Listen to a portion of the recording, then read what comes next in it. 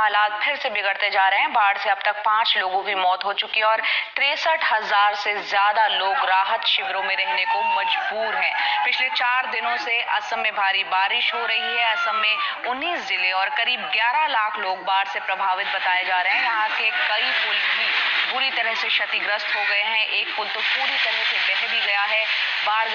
बाढ़ग्रस्त इलाके सादिया के दौरे पर सूबे के मुख्यमंत्री सर्बानंद सोनोवाल जल्द ही जा सकते हैं।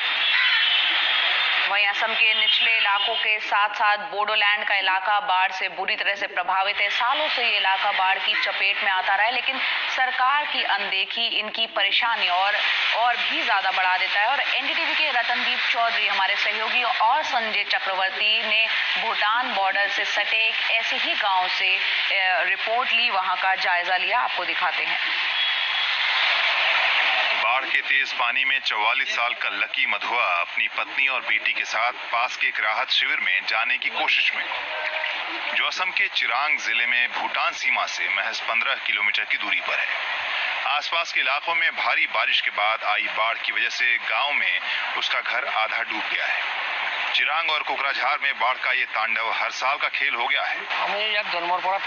मेरे बचपन से लेकर अब तक हर साल मैं ये बाढ़ देख रहा हूँ।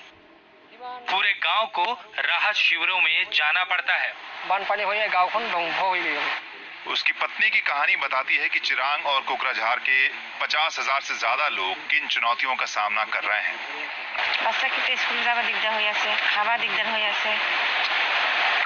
बहुत कष्ट पाई आछे, জ্বর জারি হয়ে আছে, খাবা না পারার কারণ কষ্ট করে হয়ে আছে,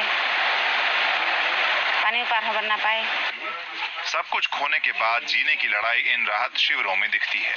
घर साल तो जमच हो गया है, 3-4 साल हुआ था। पिछले साल भी हुआ था, उसका और पिछले भी हुआ था, अभी भी हुआ था। इस बार तो ज्यादा हो गया पानी। तकरीबन हर मानसून में भारत भूटान सीमा के दूर दराज के गांव पानी में डूब जाते हैं। ये हर साल की रस्म जैसी हो गई है। असहाय गांव वालों को बाढ़ के पानी से लड़ना पड़ता है। एक जरा सी चूक उनको पानी में बहा सकती है। उनको बचाने के लिए यहाँ कोई सरकारी अमला भी नहीं। संजय चक्रवर्ती और रतनदीप चौधरी की रिपोर्ट, एनडीटीवी इंडिया।